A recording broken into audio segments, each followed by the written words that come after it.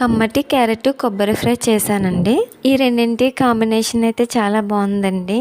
నేను ఎలా చేశానో చూపించేస్తాను, చూసేయండి. స్టవ్ మీద ప్యాన్ పెట్టి ప్యాన్లో ఆయిల్ వేసి 1 స్పూన్ మినపప్పు, జీలకర్ర, 2 పచ్చిమిరపకాయలు చీల్చుకుని వేసుకోవాలండి. 2 ఎండుమిర్చి ముక్కలు, కొద్దిగా కరివేపాకు వేసుకున్న తర్వాత తురుముకున్న క్యారెట్ 1 కప్పు వేసుకొని ఫ్రై చేసుకోవాలి.